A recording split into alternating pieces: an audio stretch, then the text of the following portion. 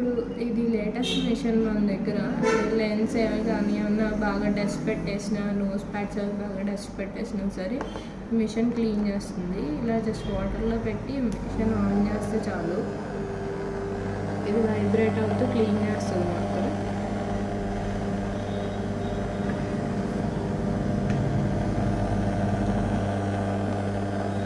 Dust ఏమైనా ఉన్నా సరే క్లీన్ అయిపోతుంది.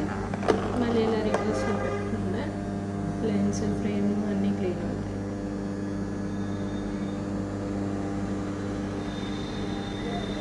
కొంచెం క్లీనింగ్ తర్వాత ఇది ఆపేసి మనం ఇది తీసేసి వాటర్ వాష్ కాబట్టి జస్ట్ క్లాత్తో క్లీన్ చేసుకుంటే చాలు.